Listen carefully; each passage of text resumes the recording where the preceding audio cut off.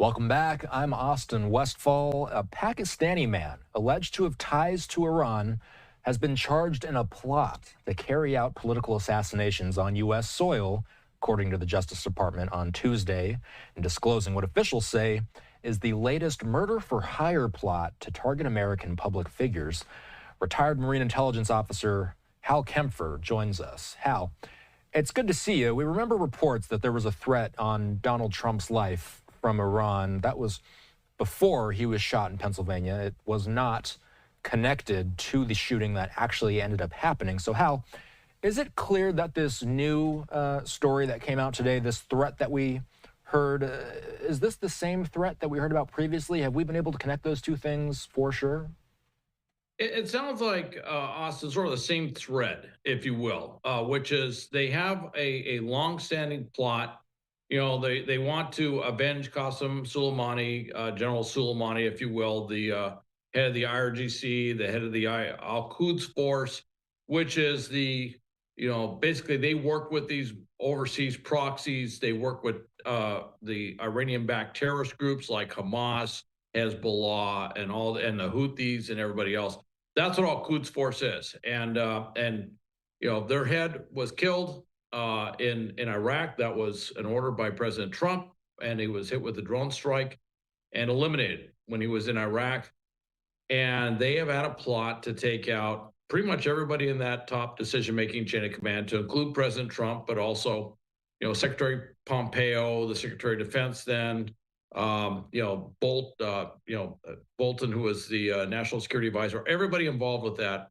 And they've had a plot to try and take them out. And they hire assassins. And that's been one of their trademarks. That appears to be their trade craft, is that they hire assassins. They have hired assassins, in many cases, not very sophisticated, just kind of, gang members and stuff like that to try and do stuff. And you may recall that some years back, they actually hired a Mexican drug cartel to assassinate the Saudi ambassador to the United States.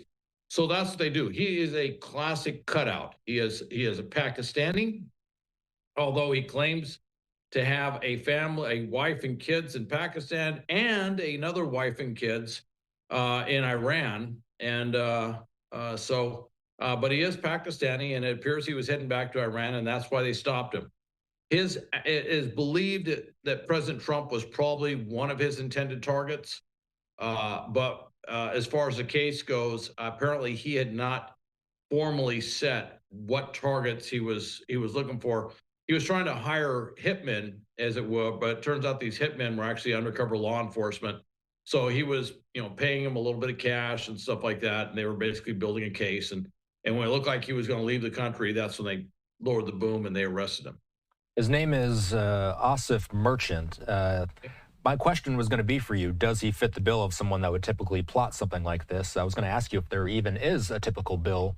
Answer to that is yes. Hal? I think it is. Well, Asif Merchant is 46 years old.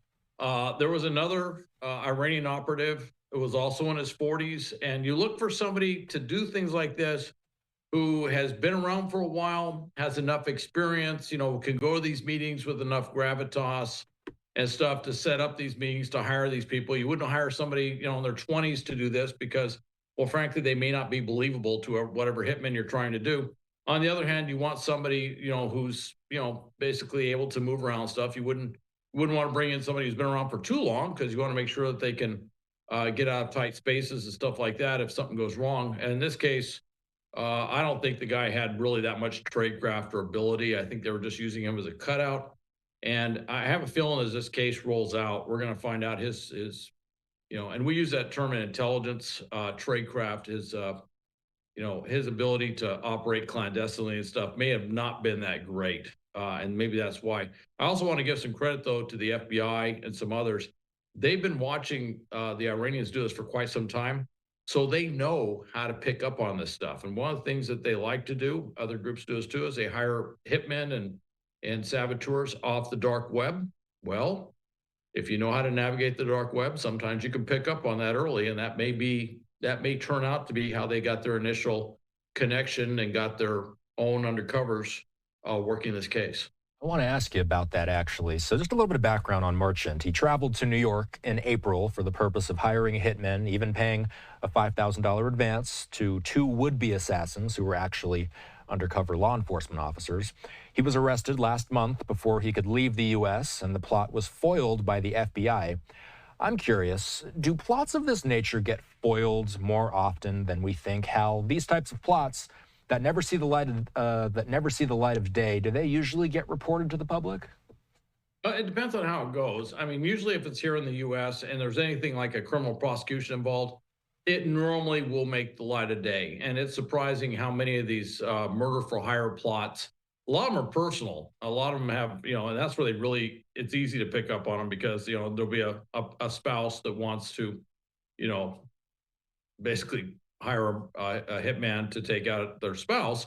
Those tend to get picked up on because there's no really clandestine trade craft that they have. They do it in a way that they kind of expose themselves early on. Merchant, on the other hand, probably had more training, a little bit more sophistication.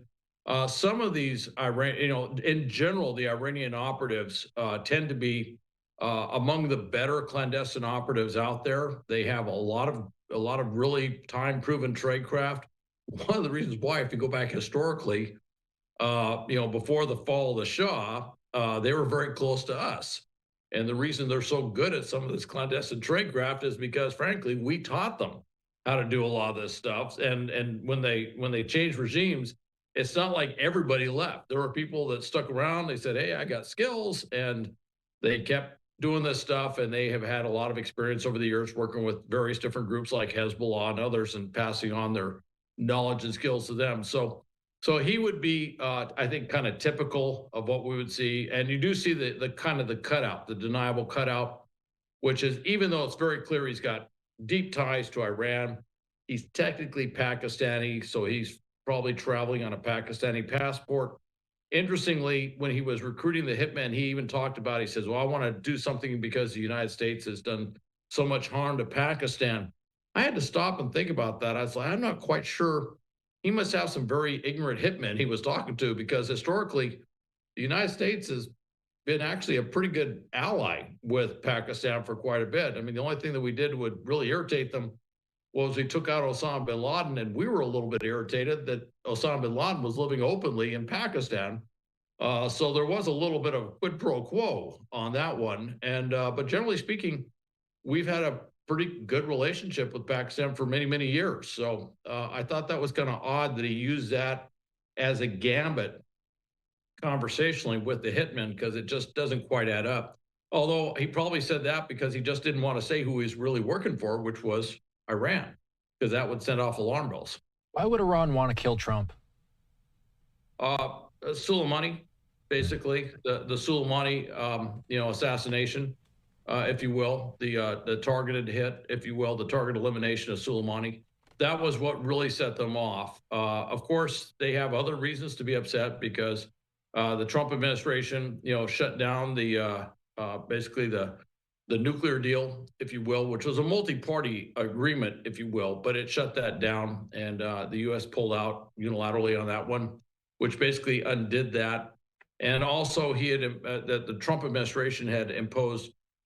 They put all the sanctions back on Iran, and Iran was running out of a lot of. They basically, their ability to operate in the global marketplace was deeply, deeply constrained by that. And there is, all politics aside, there is some truth that when the Biden administration came in, there was an attempt to try and correct some of these things, and a part of that was releasing funds that went to Iran. I don't know what Iran did with them, but some funds that were being frozen did go over to Iran, and so that's one of the many reasons that they would want to go after him. But really, Qasem Soleimani, they're looking at the Secretary of Defense, Secretary of State during that time period, National Security Advisor, and of course the President himself, all part of that top decision-making team that made the decision to go after and hit him. That's really what their main focus is.